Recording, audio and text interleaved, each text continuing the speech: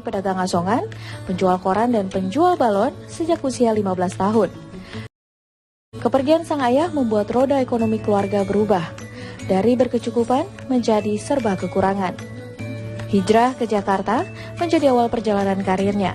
Menjadi tukang parkir dan asisten rumah tangga sempat dijalaninya. Tak berjodoh dengan Fakultas Kedokteran, beliau pun memutar haluan dan masuk Fakultas Psikologi UI. Kecintaannya kepada anak-anak semakin meningkat bersamaan dengan ilmu yang ia timba. Namun, ia mampu membuktikan kepada publik bahwa keikhlasanlah yang mengantarkannya menjadi seorang tokoh. Kini dunia melihat keberhasilannya menjadi tokoh pembela hak anak yang dibesarkan di jalanan. Lantas, bagaimana pencipta karakter si Komo ini meraih keajaiban di masa kemasannya?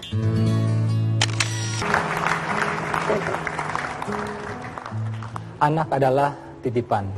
Coba bayangkan ya, misalnya Raja Saudi misalnya, atau Sultan Brunei misalnya, menitipkan seekor kucing kepada kita, dan kucing itu dikasih tahu harganya, kucing ini harganya adalah 100 miliar misalnya. Dan kita diamanahi untuk menjaga kucing ini. Pertanyaan saya, seperti apa kita menjaganya? Nah sekarang bayangkan, ya, yang Maha Kuasa, Tuhan menitipkan anak pada kita. Siapa yang menitipkan? Dan berapa nilai anak kita itu? Tentu kalah semuanya. Ya, untuk itulah hari ini kita akan membahas tentang awal generasi emas. Sekarang di hadapan saya sudah hadir pakar pendidikan anak, Kak Seto. Apa kabar Kak Seto? Alhamdulillah baik Mas Ito. Kak Seto, mau sampai kapan dipanggil Kak Seto gitu loh? Ya, karena kabarnya udah kakek sekarang, ya, udah kakek. Iya, sebetulnya ya saya ingin dipanggil Seto aja ya. Tapi karena tepat tanggal 4 bulan 4 tahun 70, jadi kira-kira 45 tahun yang lalu itu Pak Kasur memperkenalkan kepada para ibu-ibu yang mengantar putra-putrinya yang sekolah di kelompok bermain beliau. Beliau mengatakan, siapa dik namanya? Saya Seto namanya Pak. Nah ibu-ibu mulai sekarang kita panggil Kak Seto. Okay. Bahkan kemudian dari mulai Pak Harto, kemudian Pak Habibie, Ibu Mega, Gus Dur, panggil Kak semua. Sampai Pak Jokowi sekarang panggilnya Kak juga. Kak semua. Sampai gitu. Mertua saya panggilnya Kak juga. Oh luar biasa itu. Dan yang kita tahu sama-sama ya, Kak Seto ngurusin anak nih, anak-anak Indonesia. Nah, anak sendiri pernah protes nggak? Ya, waktu kecil memang yang nomor satu terutama pada waktu itu, kalau melihat saya begitu dekat, menghibur, kadang mereka peluk saya begitu, dia cemburu, langsung dia ngambek, langsung pergi. Lalu saya panggil, sayang, ayah sayang sama kakak. Gitu. Itu usia berapa dia waktu itu? Waktu itu umur 5 tahun. 5 tahun. Ya. Tapi ayah juga sayang sama teman-teman kakak ini, teman-teman kakak. Gitu. Coba salam dulu, salam gitu, kenalan. Tuh semua ayah sayang sama semua anak-anak, selain sama kakak juga anak-anak yang lain. Nah setelah agak besar memang juga protes. Kami biasa menggelar sidang umum MPR ya. MPR? Iya, Majelis Permusyawaratan Rumah itu namanya. Ini menarik. Jadi, rapat keluarga setiap akhir minggu. Ya. Nah pada suatu rapat selalu saya bilang, anak-anak kalian boleh kritik apa yang salah dari ayah, apa yang kalian tidak suka sama ayah. Lalu anak nomor satu juga bilang waktu itu, ayah munafik. Loh kenapa? Gayanya sok jago jadi ketua Komnas Anak, tapi yang diurus anak-anak di luar sana, anak sendiri nggak pernah diurus katanya gitu. Akhirnya jadi selama ini mungkin saya terlalu sibuk dengan anak yang lain sampai kadang-kadang suara hati mereka di dalam rumah kurang diperhatikan. Akhirnya mulai sekarang kalau ayah pergi kemanapun juga, ayah harus dapat izin dari semua empat anak. Izin atau pemberitahuan? Memberitahu dan izin. Oke. Gitu. Karena izin. pernah ada suatu pengalaman, kira-kira 10 tahun yang lalu, tahun 2004, akhir tahun, itu memang saya berencana akan keluar kota, ngajak anak-anak ya ke Bandung waktu itu. Tapi tiba-tiba saya diminta memberikan seminar di Banda Aceh. Nah, sidang umum MPR saya percepat. Hari Selasa saya bikin sidang darurat. Ayah mohon izin, nanti hari Sabtu mau berangkat ke Aceh. Loh, kok ayah gitu? Waktu itu janji kan akhir tahun mau jalan-jalan ke Bandung. Kami tidak setuju. Mereka protes. Akhirnya sudah, benar nggak boleh? Enggak. Kita jalan-jalan, kita sekeluarga jalan-jalan begitu. Akhirnya saya telepon, mohon maaf kepada panitianya, nggak bisa. Hari Sabtu kami berangkat ke Bandung, hari Minggu Pagi-pagi kami lihat di televisi tsunami besar ada di Aceh di sana.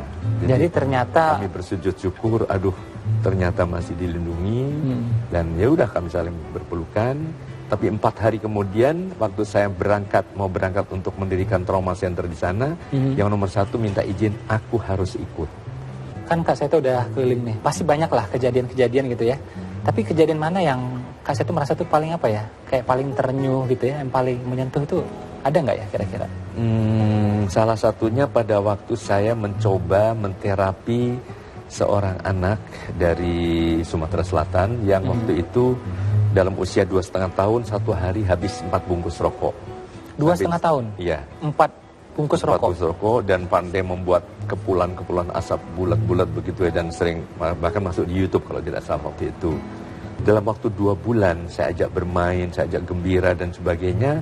Alhamdulillah dalam waktu 2 bulan dia lepas sama sekali ketergantungan terhadap rokok dan dia menyukai kegiatan bermain, gembira, dan kemudian pada waktu sudah kembali ke sana sekolah di taman kanak-kanak, di kelompok bermain waktu itu masih, dan seterusnya. Dan alhamdulillah sekarang sudah kelas 1 atau kelas 2 SD kalau tidak salah. Tapi setiap 2 minggu sekali masih sering telepon saya. Kami juga sering datang ke sana dengan anak-anak saya dan dia selalu menganggap ini bapakku. Jadi kalau ada yang merokok, awas aku bilangin bapak Seto loh. Tadi ada bahas anak juga, ada sentuh soal ibu juga, ya soal ibu juga. Ada nggak pesan khusus atau nasihat khusus dari ibunda?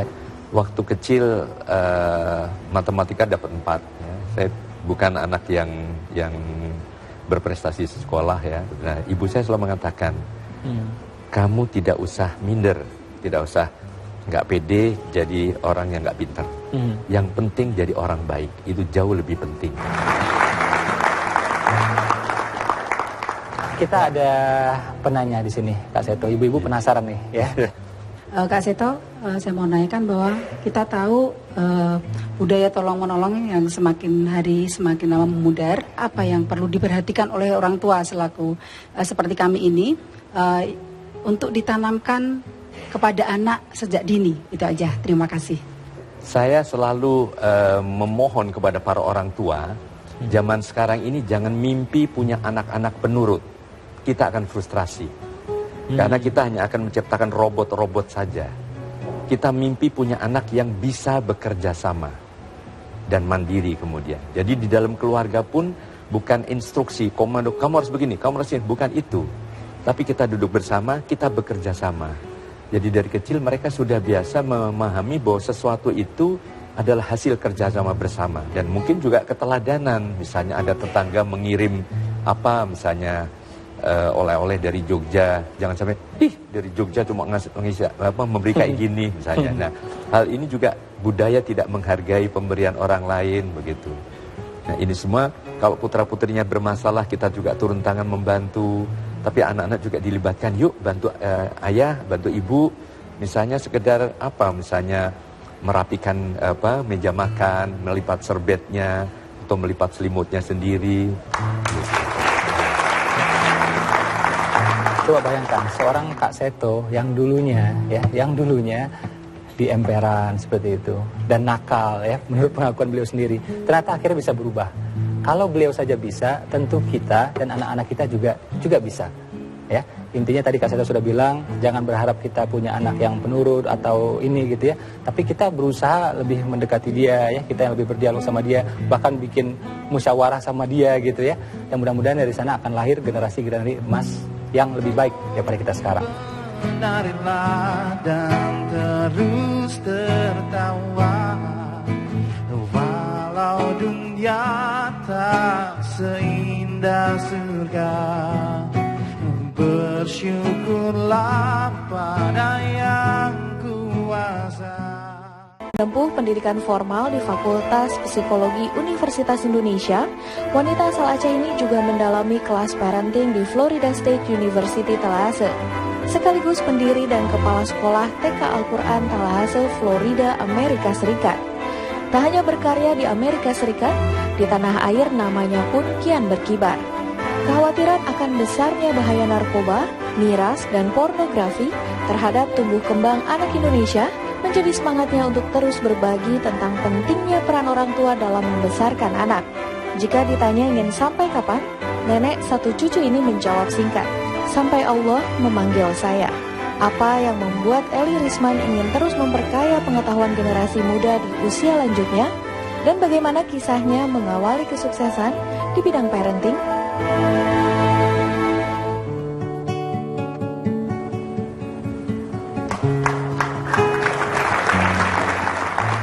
Coba bayangkan kita punya sebuah mobil yang sangat bagus, dan kita untuk mendapatkan mobil itu nabungnya bertahun-tahun, 5 tahun, 7 tahun gitu ya, hanya untuk mendapatkan itu mobil.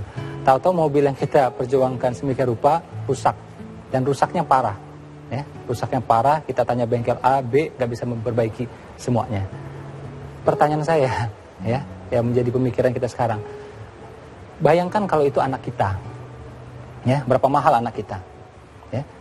Dan andai kata terjadi, tanda petik ya, kerusakan seperti itu, bagaimana cara kita memperbaikinya? Nah, siang ini saya bersama seorang narasumber, seorang ibu, seorang nenek juga, dan yang paling penting adalah beliau adalah pakar parenting, pakar pengasuhan, guru saya juga, Bu Eli Risman. Gimana kabarnya Bu Eli? Alhamdulillahirrahmanirrahim.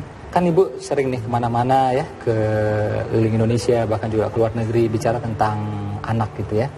Apa yang menjadi motivasi Ibu? Saya melihat gitu ya, di luar pandang dan sudut di kerling mata ibu, banyak sekali anak-anak yang sebetulnya gitu loh, menderita, merasa nggak didengarkan, merasa nggak diperduli gitu. Kita sekarang banyak anak dibawa konsultasi 10-16 tahun, itu keluhannya, ini anak susah diajak ngomong, nggak punya perasaan, rumah berantakan, nggak mandi, ya kan, terus PR nggak dikerjain, semuanya mesti disuruh. Kalau ngejawab kita ngomong suara dia yang lebih tinggi, terus dibangunin pagi susah, nggak ada motivasi, prestasi akademi menurun, bener nggak? Kan dijawab. Jadi saya menyimpulkan dalam satu kata namanya demotivated. Kurang motivasi, motivasi. Nggak punya motivasi. Setelah kita tinjau lebih dalam, ternyata anak-anak ini adalah anak-anak yang berayah dia ada, berayah tiada, yang beribu dia ada, beribu tiada. Sebentar, ini maknanya apa ini kalimatnya? Ya. Saya mau dengerin baik-baik. Dia punya ayah, Mas. Ya. Ya. Dia punya ayah. Ayahnya kelihatan pagi, Mas kelihatan sore. Tapi nggak pernah menyapa perasaan. Ya. Jadi punya ayah tapi tidak berayah. Ya, gitu. tidak. Jadi seolah-olah dia ayahnya ada tapi ayahnya tiada gitu. Karena belum tentu seminggu punya waktu 10 menit buat ngomong. Gak ada waktu untuk bercengkrama, dialog, ya, menanamkan nilai-nilai, bertukar pikiran, mendengarkan rasa, itu. Jadi kalau kita tanya, yang ada batasan. Banyak saudara-saudara saya, para orang tua di seluruh Indonesia, belum lagi menyadari bahwa anaknya sedang dalam bencana. Datang dari rumahnya yang wifi, TV-nya yang berbayar, games yang dia sediakan, dan handphone canggih di tangan anaknya.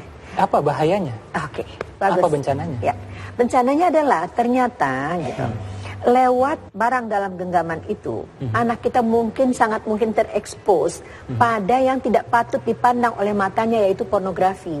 Itu masuk lewat mata, ngerusak otak di atas alis kanan mata, kan dia akan segera memproduksi cairan-cairan otak yang memang udah ada di sini.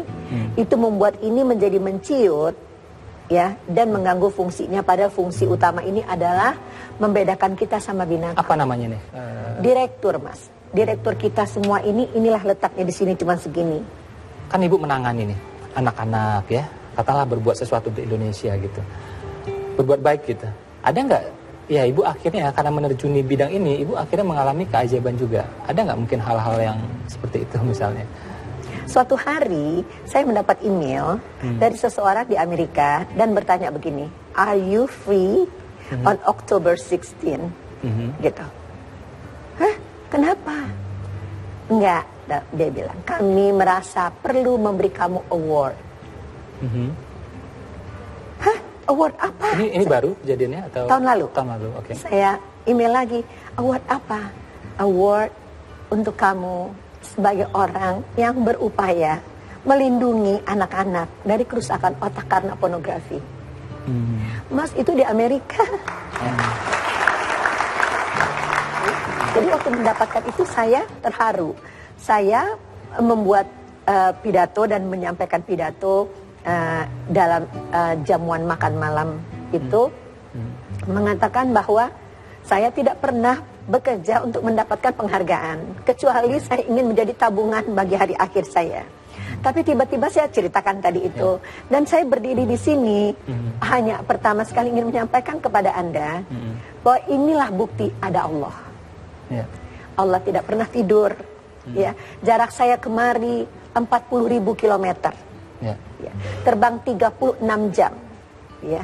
Tapi saya ada di sini karena ada Allah. Allah nggak pernah tidur. Sebab kita 1 kilometer ke atas cuma sebutir debu. Apakah Ibu juga kepikir bahwa ini, oh ya mudah-mudahan juga ini jadi amal ya bagi ibuku, ibunya Ibu gitu ya? Sebenarnya sesungguh-sungguhnya saya ini mengawali kegiatan parenting oleh karena ibu saya. Jadi pertama sekali saya bersyukur kepada Allah mempunyai ayah dan ibu yang mengikuti sunnah Rasul. Gitu. Dalam berbicara, dalam bermusyawarah, dalam mengambil keputusan, segala terlalu panjang untuk saya ceritakan.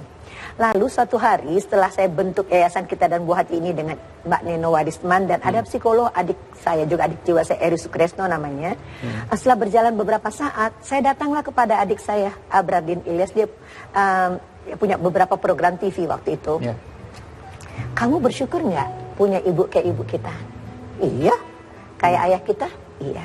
Banyak sekali lah setelah kakak pelajari di Amerika yang dilakukan ayah kita itu diilmukan gitu. Sedangkan ayah kita cuma ngikutin Quran hadis aja, sebetulnya itulah semuanya. Mau nggak kita bagi-bagi ini sama orang lain? Mau? Kata adik saya. Mulailah kami bikin seminar setiap bulan, nggak dapat uang sesen pun. Saya tunjukkan itu untuk ibu saya. Saya ingin sekali keluarga saya dan adik-adik saya tahu seperti doa adik sulung saya yang laki-laki. Dia bilang di makam ibu kami ketika beliau baru berpulang, ya Allah, kami makamkan ibu kami di sini. Aku bersaksi ya Allah bahwa ibuku, bahwa aku, kakakku dan adik-adikku adalah amal baiknya. Itu. Ibu kami inilah yang memperkenalkan Engkau kepada kami ya Allah. Ibu kamilah yang melakukan ini, itu. Jadi saya ingin sekali bersaksi bahwa saya dengan apa yang saya lakukan adalah amal baik dari ibunda saya dan ayah saya.